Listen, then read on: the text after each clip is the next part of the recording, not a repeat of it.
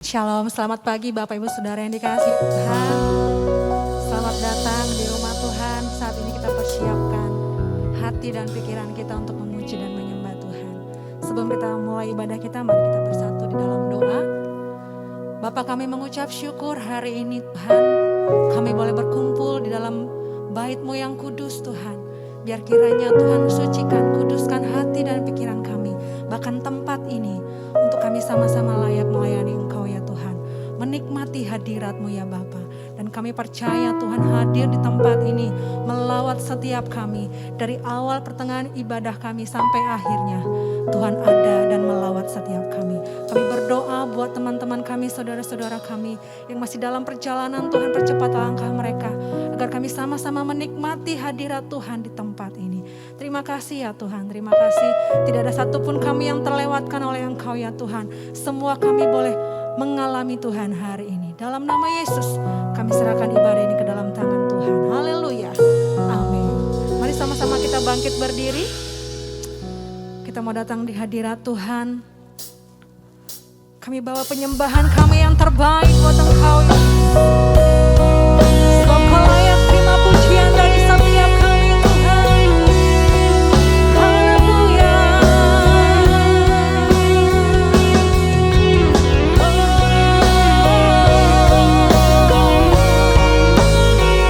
Sungguh besar anugerah-Mu Tuhan. Mari sama-sama katakan. Sungguh besar setiamu.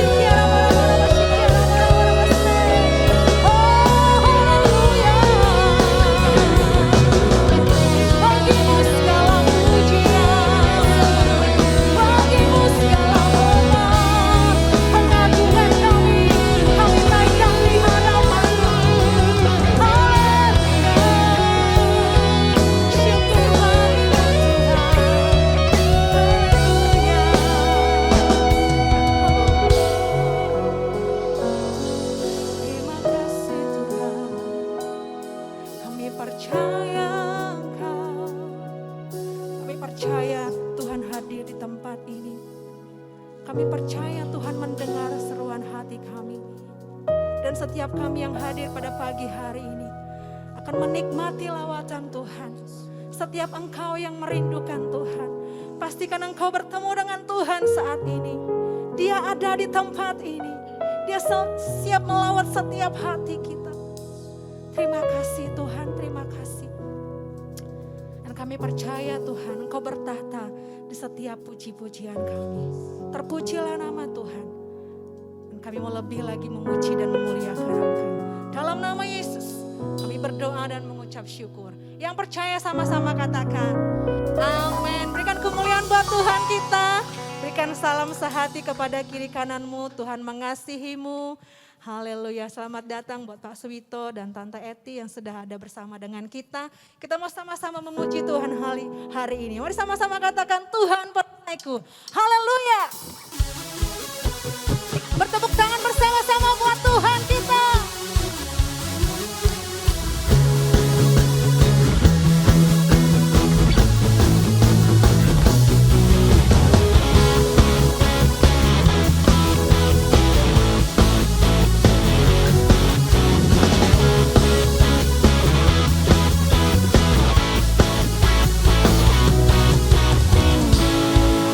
Dekatmu ku aman, hidup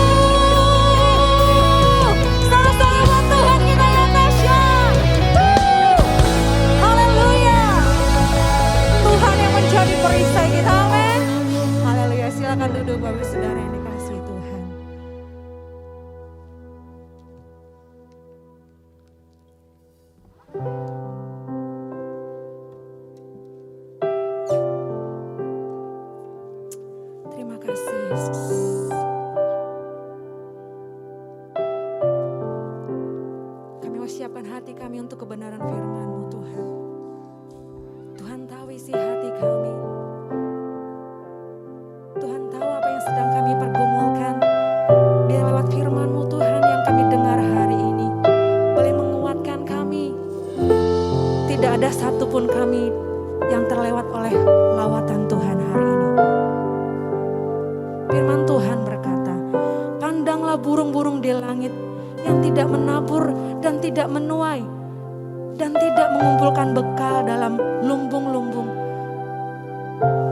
namun diberi makan oleh Bapamu yang di sorga. Bukankah kita jauh melebihi burung-burung itu?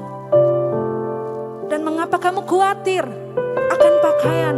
Perhatikanlah bunga bakung di ladang yang tumbuh tanpa bekerja. Tuhan berkata, jangan khawatir. Apapun yang sedang kita alami hari ini, percaya Tuhan tahu dan Dia akan membuka jalan bagi setiap kita. Mari kita nyanyikan pujian ini sama-sama. Amin. Yesus.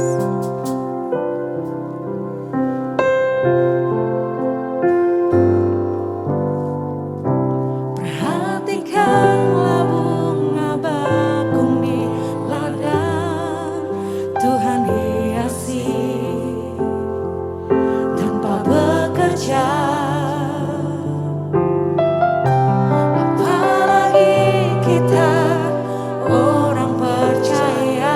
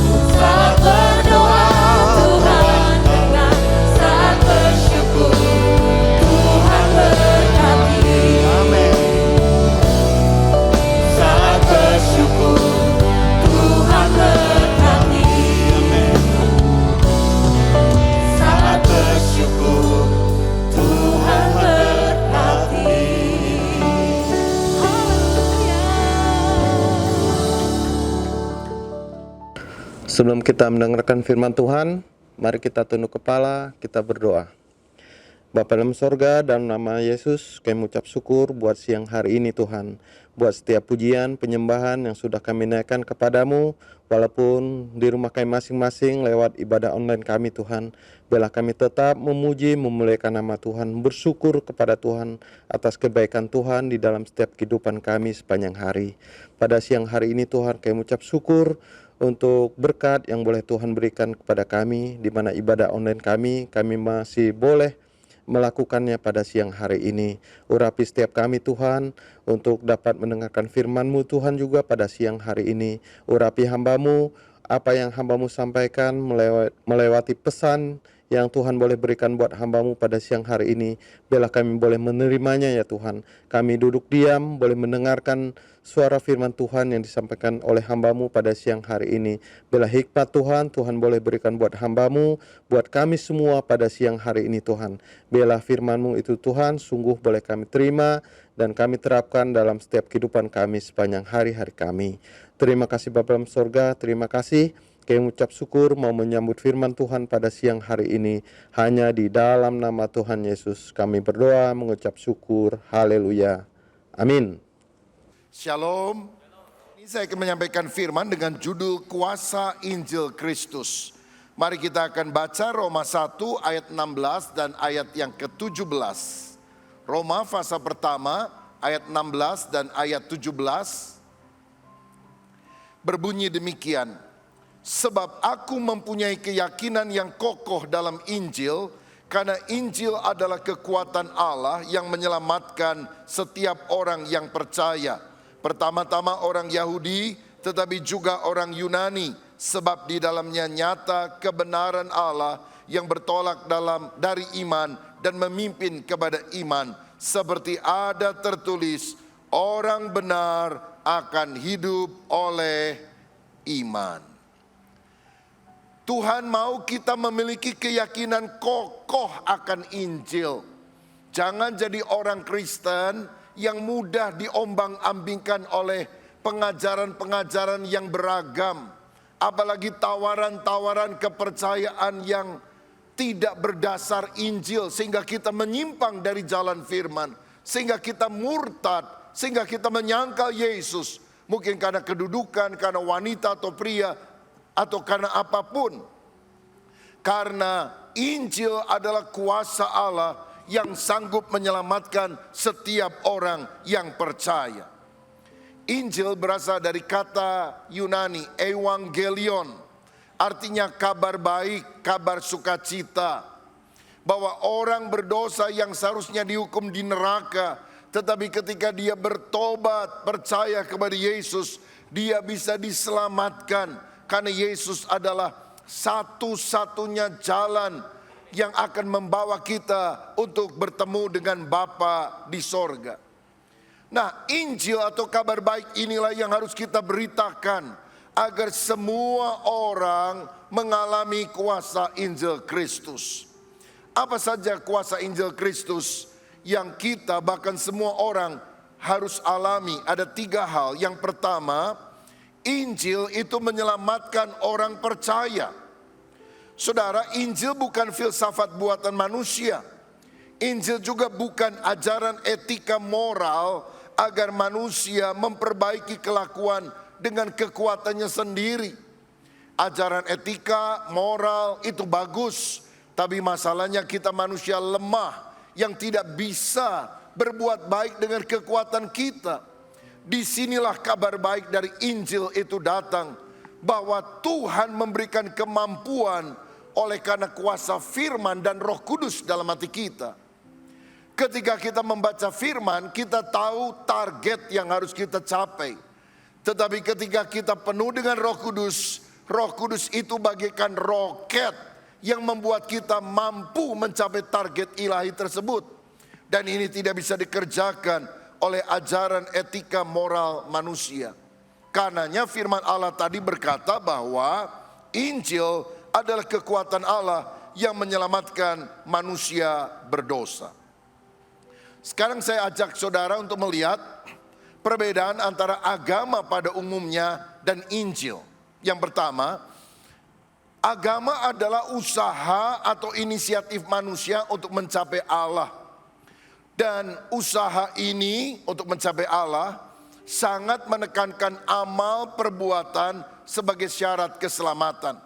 Kita harus berbuat baik, kita harus melakukan kebenaran, mudah-mudahan kita selamat masuk surga. Tapi masalahnya Alkitab berkata semua manusia sudah berbuat dosa dan kehilangan kemuliaan Allah. Karena itulah Allah di dalam kasih karunia-Nya berinisiatif untuk mencari manusia berdosa. Dalam Yohanes 15 ayat 16 Alkitab berkata, bukan kamu, kata Yesus, yang memilih aku, tetapi akulah yang memilih kamu. Yohanes 15 ayat 16. Bukan kita yang memilih Yesus, tetapi Yesus yang telah memilih kita, saudara. Dan untuk itulah kita sadar, kita mengimani anugerah Allah yang menyelamatkan. Sebab karena kasih karunia kamu diselamatkan oleh iman. Itu bukan hasil usahamu tetapi pemberian Allah. Itu bukan hasil kerja kerasmu. Karena semuanya adalah anugerah kasih karunia bagi setiap orang yang percaya kepadanya. Kenapa nama gedung ini adalah Stairway from Heaven, bukan Stairway to Heaven seperti kebiasaannya. Dan saya terus terang, ketika orang selalu bertanya tentang hal itu, saya punya kesempatan untuk memberitakan Injil kepada siapapun yang menanyakan itu. Stairway to Heaven adalah usaha manusia dari bawah, dari tanah, untuk berusaha mencapai Allah. Dan kita tahu ada hukum gravitasi yang membuat apapun yang kita lempar dari bawah akan selalu jatuh ke bawah. Hukum dosa berlaku seperti hukum gravitasi. Kita mau hidup benar, mau hidup suci, tapi kita selalu jatuh ke bawah karena dosa yang mengikat kita. Tetapi Injil bicara tentang stairway from heaven. Tuhan yang datang dari sorga mengulurkan tangannya supaya setiap orang yang percaya tidak binasa, melainkan memperoleh hidup yang kekal. Agama membuat kita bangga dengan apa yang kita lakukan. Injil membuat kita bangga dengan apa yang Yesus lakukan. Sekali lagi, agama membuat kita bangga dengan apa yang kita lakukan. Oh, saya sudah berbuat baik, saya sudah menyumbang, saya sudah beramal saleh, saya pasti diterima di sisi Tuhan. Injil membuat kita bangga dengan apa yang Yesus perbuat. Dia mati di kayu salib untuk menyelamatkan kita. Karena tanpa kematiannya kita tidak mungkin memperoleh hidup kekal. Sekarang banyak orang percaya bahwa ada banyak jalan untuk menuju kepada Allah. Yesus salah satu jalan saja. Tapi saya mau bilang, kalau ada jalan lain di luar Yesus, Yesus tidak usah mati di kayu salib. Kenapa Yesus harus mati di kayu salib? Karena tidak ada jalan lain. Hanya Yesus satu-satunya jalan kebenaran dan hidup. Setiap orang yang percaya kepada Dia tidak akan binasa, melainkan beroleh hidup yang kekal. Jadi kalau agama menekankan amal perbuatan, inisiatifnya dari kita, maka Injil menekankan bahwa inisiatif untuk menyelamatkan itu dari Allah sendiri. Dan kita hanya mengimani anugerah, free gift, pemberian Allah bagi manusia itu. Dengan demikian agama hanya bisa memberikan kemungkinan keselamatan. Ya, ikuti saja aturan agama, syariat agama. Mudah-mudahan, semoga, barangkali, mungkin, insya Allah kamu selamat. Tidak ada kepastian, karena siapa yang bisa menjamin bahwa amal perbuatannya akan diterima oleh Tuhan? Siapa yang menjamin bahwa kebaikannya lebih besar daripada dosanya? Tetapi di dalam Injil Kristus ada kepastian keselamatan. Dalam Yohanes 10 ayat 28 Yesus berkata demikian, dan aku memberikan hidup yang kekal kepada mereka, dan mereka apa? Pasti tidak akan binasa sampai selama-lamanya, dan seorang pun tidak akan merebut mereka dari tanganku. Dalam Yesus ada kepastian. Dalam Yesus bukan hanya ada kemungkinan selamat. Dia bilang pasti tidak akan binasa. Dan aku lebih kuat dari semua yang lain. Tidak ada orang, tidak ada siapapun yang bisa merebut orang yang percaya dari tanganku. Kita berada dalam genggaman tangan Allah yang penuh kasih, yang menjamin keselamatan kita kalau kita percaya kepada Dia. Kalau di dalam Yesus ada kepastian, mengapa saudara harus cari-cari agama, kepercayaan yang lain, seakan-akan itu bisa menyelamatkan? Pilih yang pasti saja, dan yang pasti hanya satu, Yesus Kristus. Itulah jalan kebenaran yang pasti bagi kita semuanya.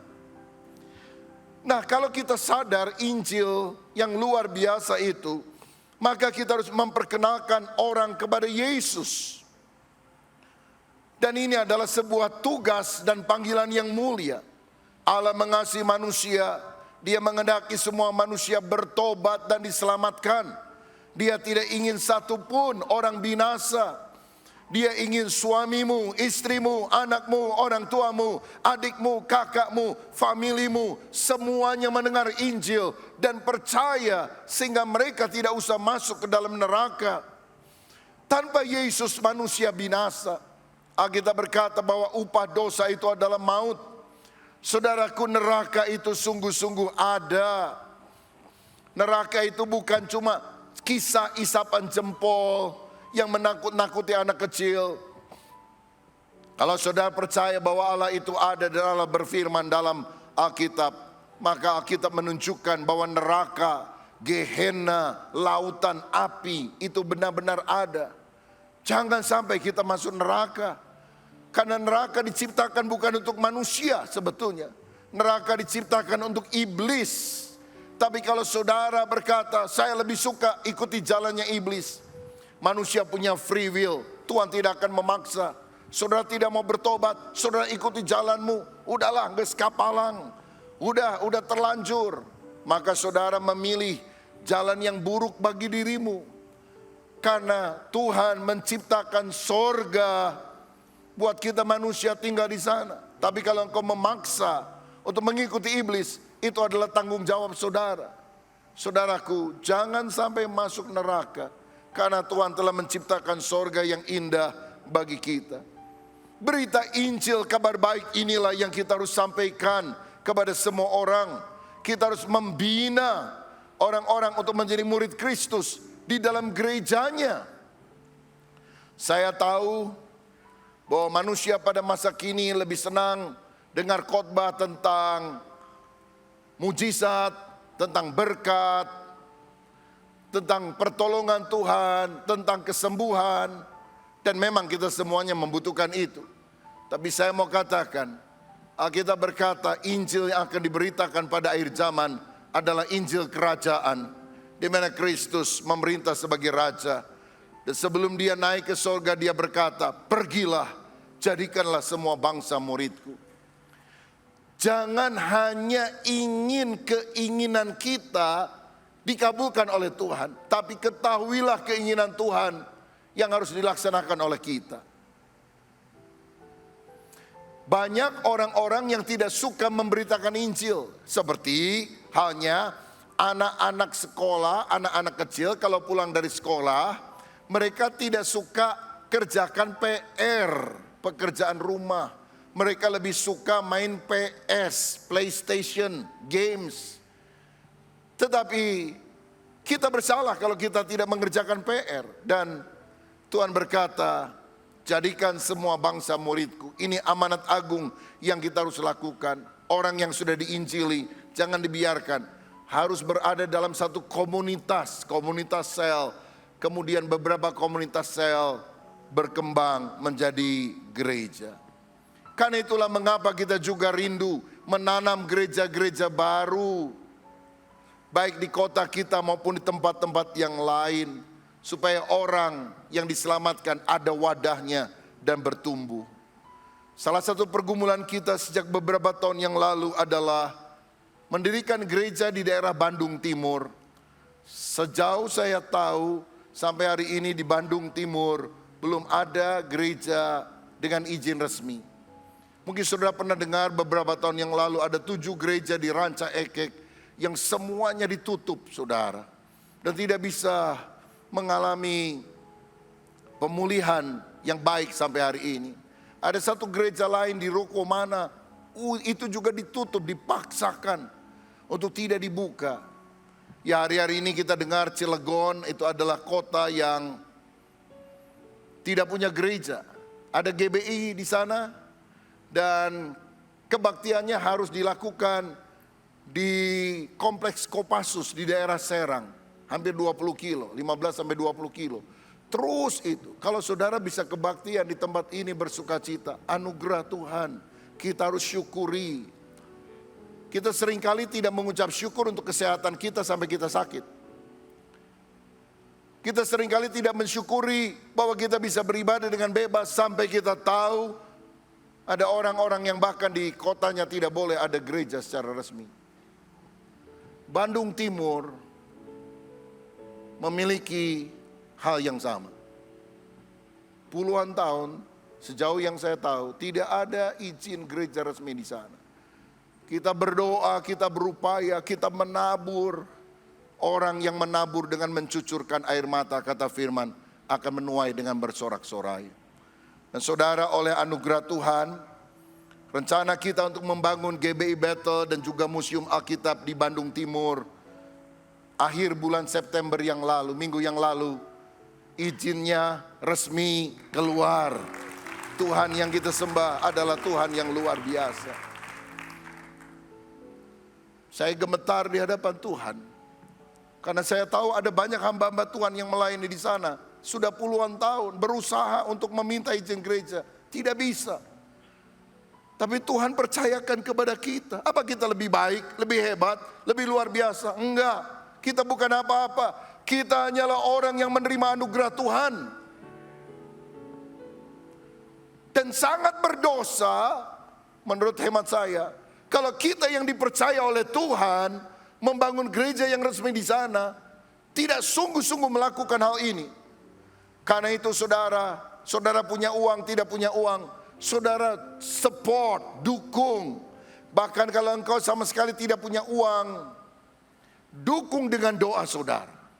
Itu jauh lebih luar biasa. Nanti siang jam 12 setelah ibadah kedua, tim perizinan akan buat seremoni kecil saudara, bersama dengan saya sebagai gembala, dan akan diserahkan surat izin resmi yang telah diterima. Dan yang akan hadir juga bukan hanya tim perizinan yang ngurus izin, tapi tim doa. Karena selama 3 tahun ini ada tim doa yang setiap hari mensupport mereka. Karena kita tahu tanpa kekuatan Tuhan melalui doa kita tidak bisa berbuat apa-apa. Saya percaya doa orang yang benar bila dengan yakin didoakan sangat besar kuasanya. Haleluya. Saudara-saudara, itu sebabnya mengapa kita ambil tanah yang besar. Karena pengurusan izinnya sangat sulit, saudara. Sehingga kalau kita mau minta izin untuk satu ruko, tingkat kesulitannya juga lebih tinggi. Dan saya lihat kadang-kadang kalau gereja terlalu kecil susah dikasih izin, saudara.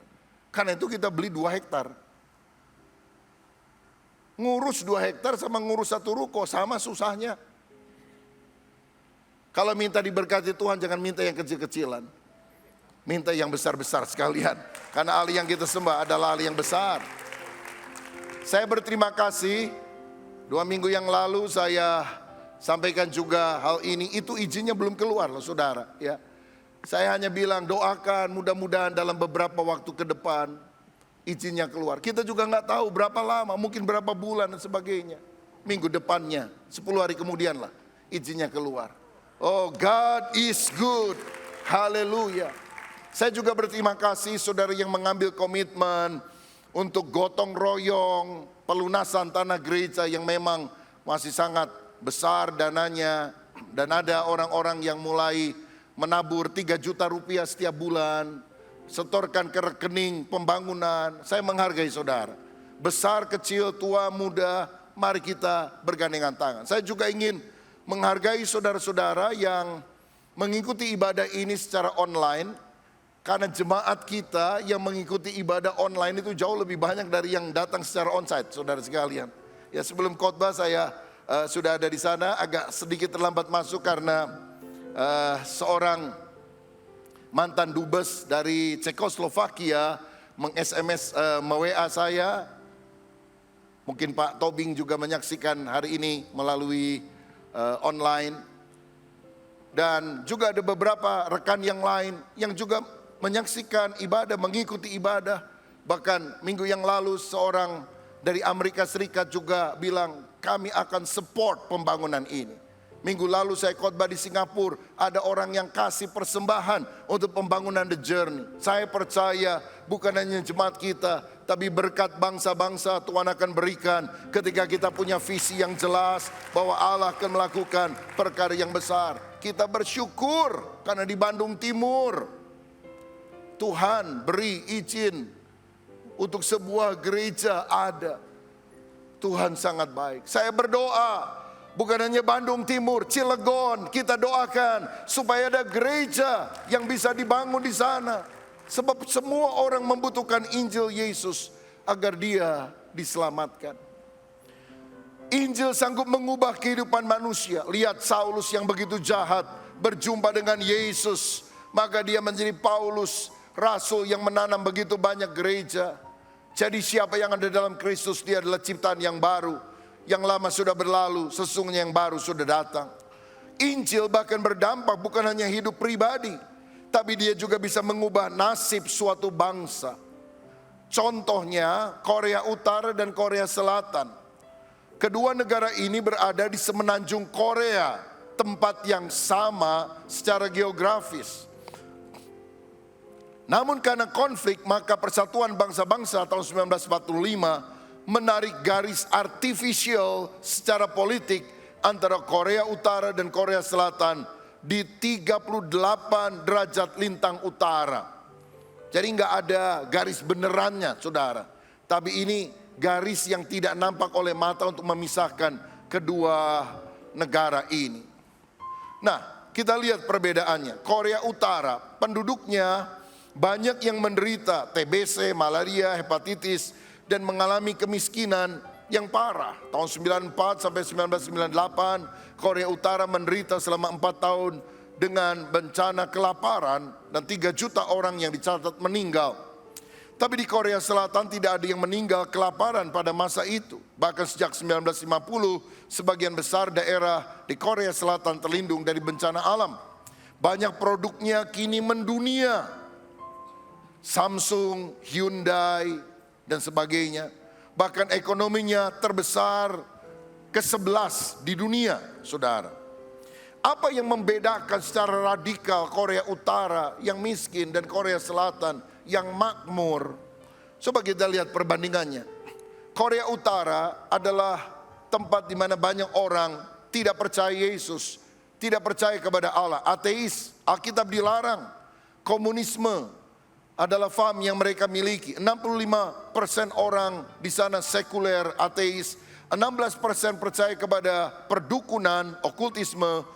5% mengaku diri Buddhis. 1% kurang itu Kristen tapi dianiaya dengan sangat luar biasa. Sedangkan di Korea Selatan, penerimaan Injil membuat situasi menjadi berbeda. Sebab sejak tahun 1950 kebaktian doa dilakukan bukan hanya di gereja Pentakosta Karismatik, tapi di gereja Protestan, Injili, dan gereja-gereja yang lain. Tahun 1958, Pastor Choi Yong-gi menanam Yoido Full Gospel Church yang menjadi gereja terbesar di dunia sampai hari ini. Pada tahun 1950, ada 5 gereja terbesar di dunia dan semuanya ada di Korea Selatan. Hari ini kira-kira ada 30% orang di Korea adalah Kristen. Saudara, apakah ini kebetulan berada di daerah yang sama, tetapi yang satu menerima Injil, yang satu menolak Injil, dan hasilnya bukan hanya Injil bisa merubah hidup manusia, tapi bisa merubah hidup suatu bangsa. Saya berdoa supaya Injil Kristus juga lebih diterima di negara kita Indonesia, sehingga Indonesia lebih maju, lebih makmur, diberkati Tuhan, roh, jiwa dan tubuhnya. Indonesia makin maju, makin jaya oleh karena anugerah Tuhan. Haleluya, puji Tuhan. Yang kedua, Injil bukan hanya kuasa Allah yang menyelamatkan, tapi Injil juga menyatakan kebenaran Allah. Injil adalah kebenaran Allah. Saudara tahu kita dibenarkan karena iman kepada Kristus, bukan karena perbuatan baik. Galatia 2 ayat 16 mencatat, kamu tahu bahwa tidak seorang pun yang dibenarkan oleh karena melakukan hukum Taurat, tetapi hanya oleh karena iman dalam Kristus Yesus. Sebab itu kami pun telah percaya kepada Kristus Yesus, supaya kami dibenarkan oleh karena iman dalam Kristus dan bukan oleh karena melakukan hukum Taurat. Sebab tidak ada seorang pun yang dibenarkan oleh karena melakukan hukum Taurat. Tidak ada orang yang dibenarkan karena melakukan hukum Taurat, hukum agama, oleh karena perbuatan baik, hanya karena iman kepada Kristus. Dan ketika kita percaya kepada Kristus, tahukah saudara, status kita dari orang berdosa dianggap orang benar di hadapan Bapa Sorgawi. Ketika hakim mengambil palu, keputusan yang dinyatakan adalah not guilty. Tok, tok, tok. Anda tidak bersalah. Kenapa? Ada seorang yang benar, Allah sejati, manusia sejati, telah datang ke dalam dunia. Dia yang tanpa dosa, rela menanggung segala dosa kita. Sehingga sekarang ketika Bapa melihat saya, dia tidak melihat saya yang penuh dengan kekurangan. Dia melihat saya di dalam Kristus. Dia melihat Kristus. Dan di dalamnya ada saya dan saudara-saudara semua yang terlindung di dalam Kristus. Yang dilihat oleh Bapa bukan kesalahan kita, tapi kesalehan Kristus, kesucian Kristus. Karena kita semua berada in Christ, di dalam Kristus. Roma 8 ayat 1, tidak ada penghukuman bagi mereka yang ada dalam Kristus. Saya percaya saya tidak akan pernah dihukum di neraka, karena saya percaya kepada Kristus. Di dalam Kristus tidak ada penghukuman. Karena itu sangat bodoh kalau orang keluar dari Injil, percaya kepada agama kepercayaan yang lain. Karena di dalam Kristus tidak akan ada penghukuman. Kita tidak akan dihukum di dalam api neraka. Ini adalah anugerah Tuhan yang sangat luar biasa. Kecintaan Tuhan kepada kita, sehingga kita semua diselamatkan. Kita berikan pujian, kemuliaan untuk Tuhan kita. Sehingga kita statusnya sekarang, kita adalah orang benar yang kadang-kadang masih berbuat dosa. Tapi kita bukan orang berdosa yang kadang-kadang berbuat benar atau baik. Ini beda banget loh saudara. Kalau saudara adalah orang berdosa yang kadang-kadang berbuat baik, engkau masuk neraka. Tapi kalau kita ini orang benar yang kadang-kadang ketika kita tidak taat, kita masih bisa berbuat dosa. Masih bisa berbuat dosa tapi tidak hidup di dalam dosa. Itu beda, dua hal yang sangat berbeda. Ikan bisa hidup di darat. Ikan bisa ke darat, tapi dia tidak bisa hidup lama di darat. Atau sebaliknya, manusia bisa berada di dalam air, tapi manusia tidak bisa hidup di dalam air. Kadang-kadang kita orang yang sudah lahir baru bisa saja jatuh dalam dosa, melukai Tuhan, menyakitkan Tuhan.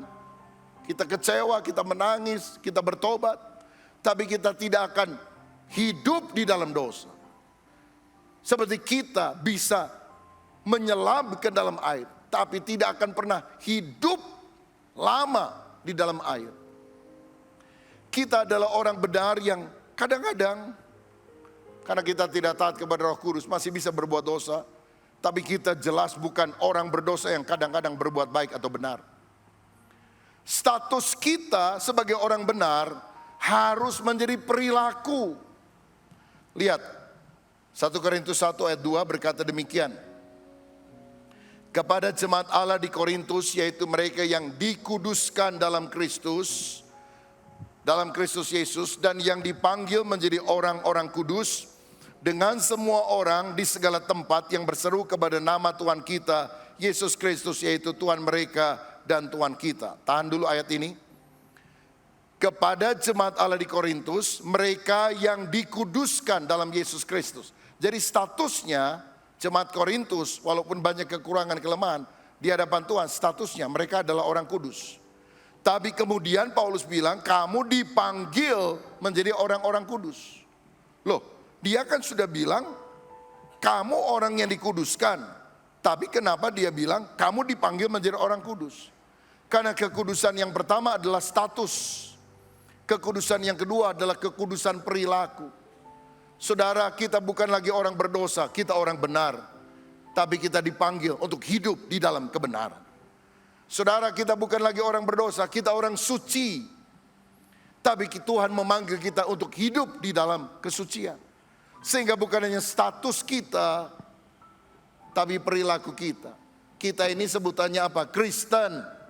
Kristus kecil, pengikut Kristus. Tapi sudahkah sifat kita serupa seperti Kristus? Itu adalah panggilan kita yang kita harus lakukan. Karena itu taati Roh Kudus, matikan keinginan daging. Sebab ketika kita terus taat kepada kehendak Roh Kudus, kepada firman Tuhan, maka akibatnya kebenaran bukan hanya menjadi status, tapi memang kita hidup di dalam kebenaran. Bahkan kita bisa menjadi pewarta kebenaran kepada orang lain. Nah, hal lain yang saya sampaikan dalam poin ini adalah dalam melakukan pemberitaan Injil, kabar baik, seringkali kita harus menyatakan kebenaran dengan menjawab kesalahpahaman dari orang-orang yang bertanya kepada kita. Kadang-kadang ada orang bilang, Allah, orang Kristen itu 3 ya, Bapa, Anak, Roh Kudus. Mereka tidak paham bahwa kita percaya Allah yang esa, tapi memiliki 3 pribadi yang berbeda. Allah itu kok beranak ya? Siapa bidannya? Istilah anak Allah bukan istilah biologis. Ya, kalau kita bilang anak tangga bukan berarti tangga beranak. Anak kunci bukan berarti kunci beranak. Saudara-saudara, jadi kita perlu memberikan penjelasan supaya kesalahpahaman itu dipahami. Ini adalah istilah. Nah, kita tentu harus memberi pertanggungjawaban iman dengan benar. Ini berkaitan dengan apologetika. Orang Kristen harus bertanggung jawab dengan imannya. Kalau ditanya, aduh saya mah nggak tahu ya, saya mah bukan pendeta, udahlah saya mah ikut aja. Nggak boleh. Karena kita semua harus mempertanggungjawabkan iman kita. Apologetika bertujuan pertama memaparkan dasar rasional bagi iman Kristen. Membuktikan bahwa apa yang dikatakan Alkitab itu benar. Ini memang masalah iman, tetapi kita juga bisa memberikan alasan-alasan yang logis, masuk akal, sehingga orang akhirnya bisa menerima secara rasional bahwa apa yang dinyatakan dalam Alkitab itu benar. Kedua, kita juga harus membela, menjawab sanggahan orang yang tidak percaya terhadap iman Kristen. Kalau orang bilang gini, oh enggak, bukan begitu. Kristen ajarannya seperti ini. Kita membela. Ketiga, kita juga menyingkapkan kesalahan pemikiran atau menyingkapkan kesalahan pemahaman orang yang tidak percaya terhadap kekristenan. Betapa mulia panggilan ini. Dan tujuannya bukan untuk membuat orang lain menjadi malu, marah, kalah berargumentasi. Bukan pula untuk menunjukkan kepandaian dan kefasihan lidah kita. Tapi membagikan kasih Kristus agar orang berjumpa Kristus, sang kebenaran itu. Ini harus nampak dalam karakter lembut, hormat, dan saleh. Karena kita membaca 4 Injil, Matius, Markus, Lukas, Yohanes. Tapi orang membaca Injil kelima, yaitu hidup kita. Saya merasa salah satu hambatan utama pemberitaan Injil adalah cara penginjilan yang tidak sejuk, tidak kontekstual, dan tidak menjawab kebutuhan. Pada 1 Petrus 3 ayat 15 berkata demikian. Mari baca bersama 2-3. Tetapi kuduskanlah Kristus di dalam hatimu sebagai Tuhan, dan siap sedialah pada segala waktu untuk memberi pertanggungan jawab kepada tiap-tiap orang yang meminta pertanggungan jawab dari kamu tentang pengharapan yang ada padamu. Tetapi haruslah dengan lemah lembut dan hormat, dan dengan hati nurani yang murni, supaya mereka yang memfitnah kamu karena hidupmu yang saleh dalam Kristus menjadi malu karena fitnahan mereka itu. Sekarang ini banyak muncul di YouTube orang yang mengaku diri apologet, menggunakan ayat-ayat Alkitab untuk menyerang hamba Tuhan ini, menyerang hamba Tuhan ini, menyalahkan dan sebagainya. Dan saya mau bilang saudara, orang yang kita nggak pernah kenal, yang bukan siapa-siapa, yang nggak ada track record prestasi pelayanannya apa sih? Jemaatnya berapa sih? Buah kehidupannya apa sih?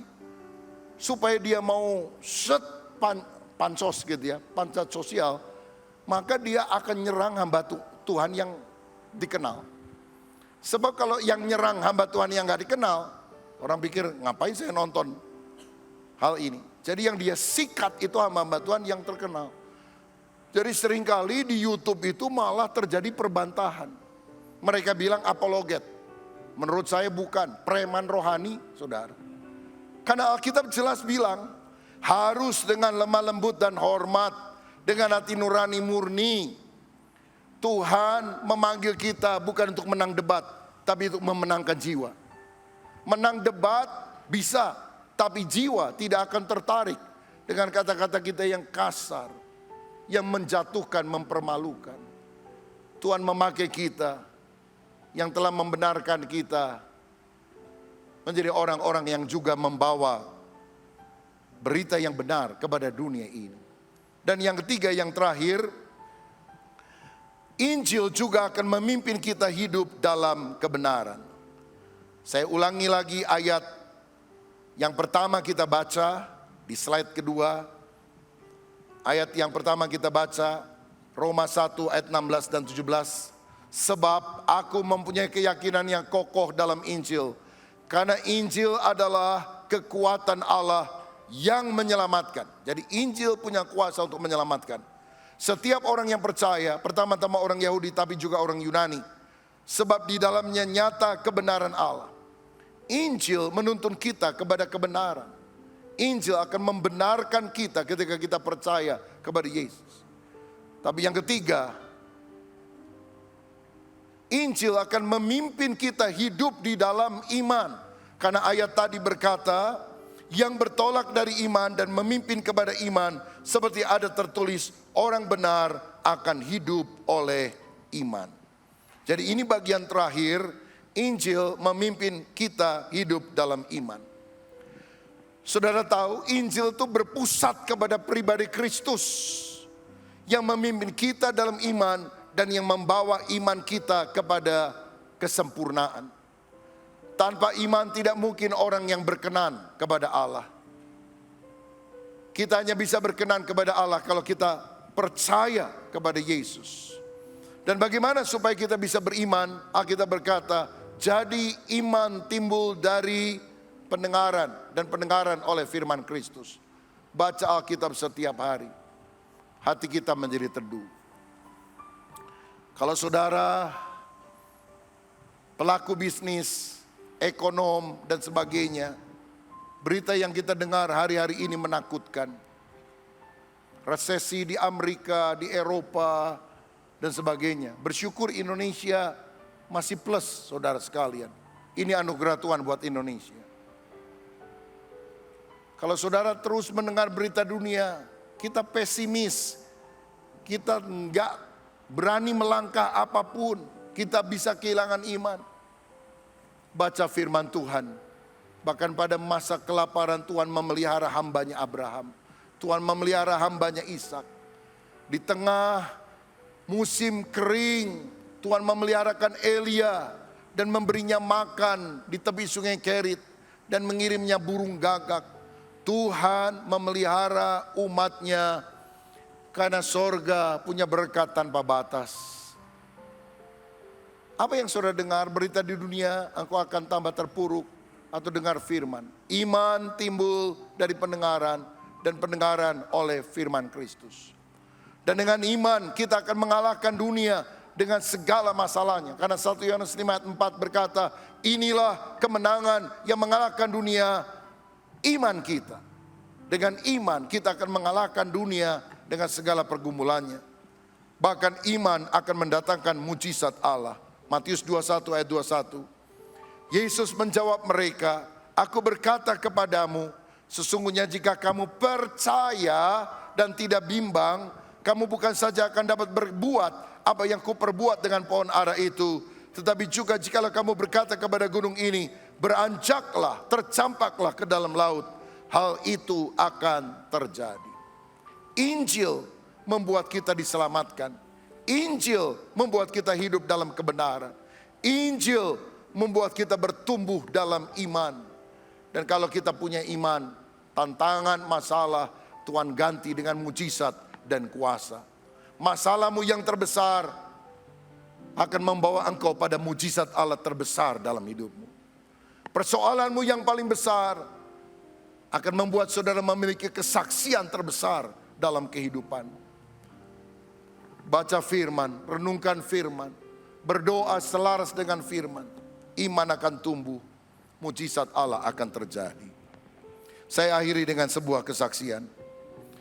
Sejak 6 bulan yang lalu sebetulnya saya mendengar berita, karena ketika check up secara umum, dokter bilang di tiroid saya itu ada benjolan, saudara. Dan dia bilang sebaiknya dibiopsi karena kita nggak tahu benjolan ini mengandung kanker atau tidak. 3 bulan kemudian saya periksa di Singapura dan dengan peralatan yang lebih lengkap, lebih baik, dan ada hasil foto-fotonya, ditemukan ada 11 benjolan kecil dan 2 benjolan yang besar. Dokter bilang abaikan yang kecil-kecil, yang 2 ini harus diperhatikan.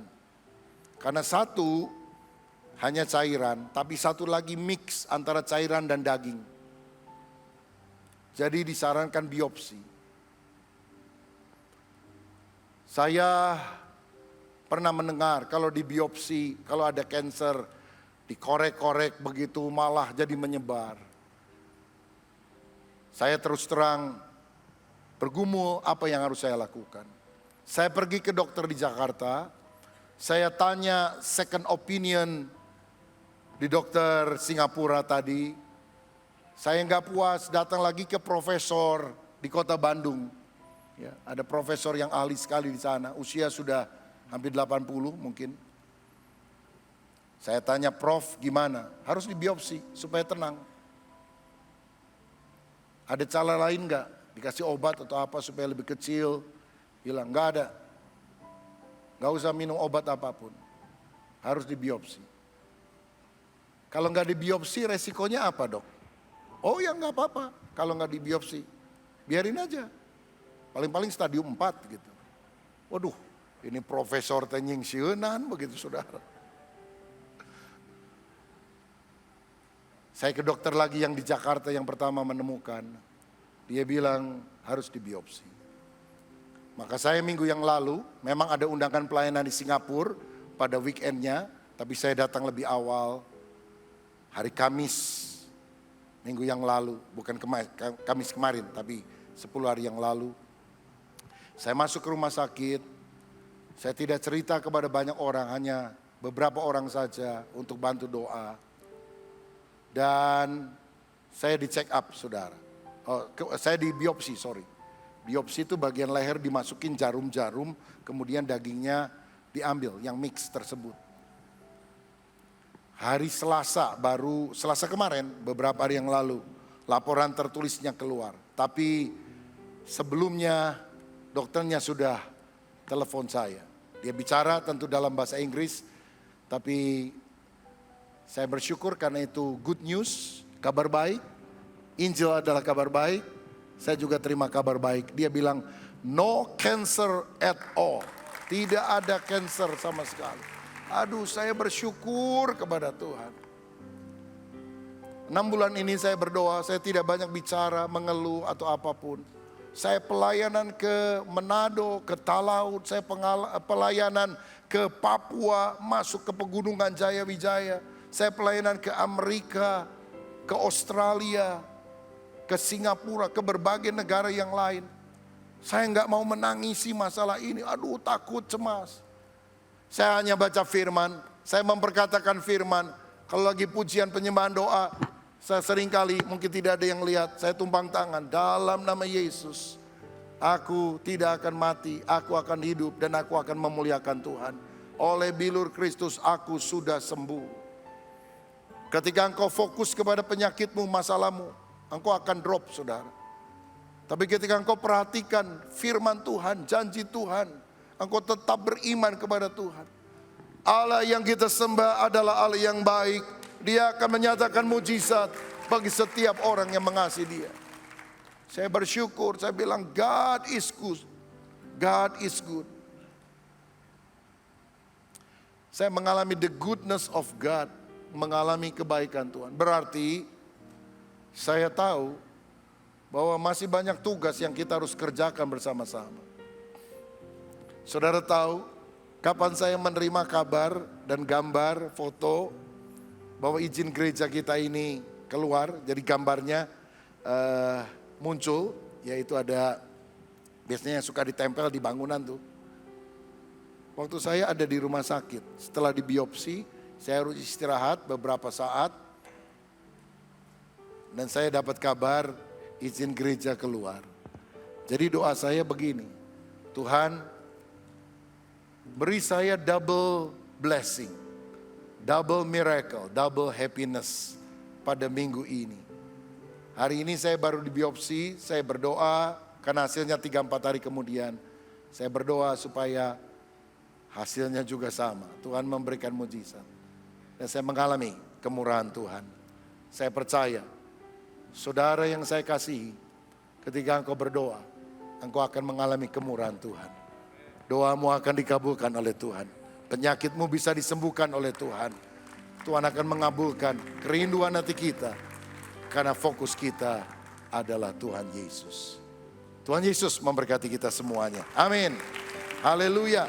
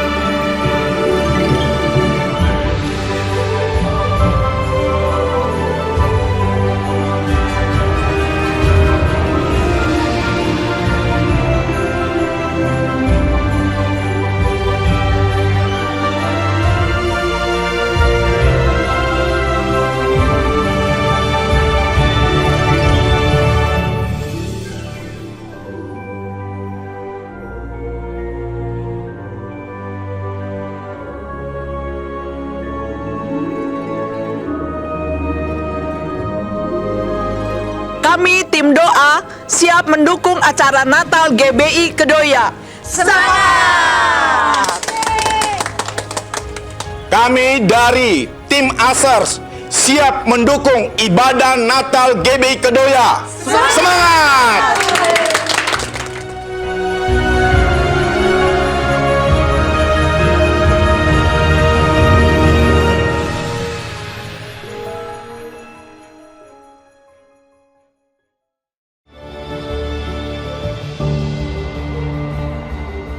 Shalom saudara sekalian, untuk menyenangkan hati Tuhan kita harus mengutamakan Kristus.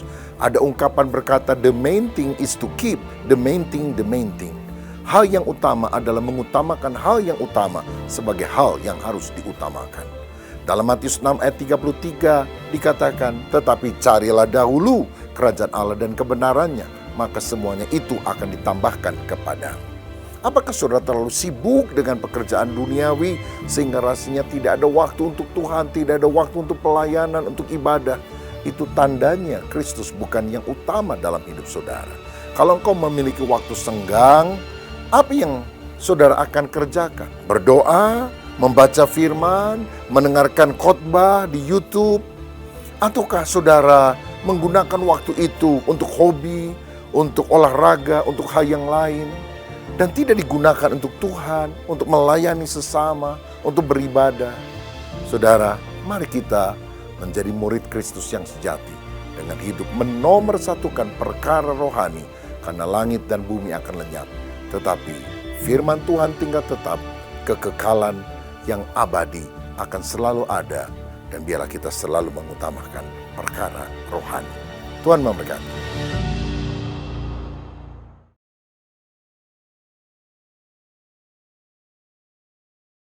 Demikianlah seluruh rangkaian ibadah yang telah kita ikuti bersama. Kami berharap Bapak Ibu, saudara-saudari diberkati dengan pujian penyembahan dan firman Tuhan yang telah dibagikan. Sebelum kita mengakhiri ibadah online ini serta menerima berkat Tuhan, mari kita tundukkan kepala untuk kita berdoa bersama-sama. Terima kasih buat pemeliharaan dan penyertaan Tuhan sepanjang minggu ini. Kami terus berdoa biarlah firman Tuhan yang disampaikan menjadi kekuatan, pengharapan bagi kehidupan kami. Secara khusus kami berdoa buat tim gembala kami, Pak Julius Abraham, Pak Rubin Adi, Pak Suito, Pak Suryanta, beserta keluarga mereka masing-masing. Biar Tuhan senantiasa memelihara hidup mereka, menyertai mereka agar dimanapun mereka boleh berada, mereka tetap menjadi panutan, teladan, dan soko guru bagi banyak orang. Memberkati seluruh jemaat Tuhan yang ada di Kedoya, Tuhan, biarlah Engkau yang senantiasa mencukupkan apa yang mereka butuhkan, agar mereka senantiasa dapat menikmati hari-hari hidup mereka dengan penuh ucapan syukur. Bahkan Tuhan juga beri kekuatan agar mereka dapat membangun harmonisasi pelayanan dalam keluarga, agar mereka juga boleh menjadi berkat bagi lingkungan mereka masing-masing. Memberkati bangsa dan negara kami, berdoa buat pemerintahan Pak Jokowi, para menteri, serta jajarannya. Ini doa dan pengharapan kami Tuhan. Kami alaskan hanya di dalam nama Tuhan Yesus Kristus. Kami mengucap syukur dan kami telah berdoa. Haleluya. Amin. Saudara, angkat tanganmu, angkat hatimu, dan terimalah berkat Tuhan. Biar berkat daripada Allah Bapa, kasih daripada Tuhan Yesus Kristus, persekutuan dan penghiburan dari Roh yang Kudus, biar itu tinggal di dalam hidup saudara dan saya. Sehingga kita boleh tetap hidup dengan kuat, tetap beriman, dan tetap setia kepada Tuhan. Biar berkat ini turun atas kita semua. Mulai dari saat ini, bahkan sampai selama-lamanya. Yang percaya bersama-sama kita katakan, amin. Tuhan memberkati. Salam sehati.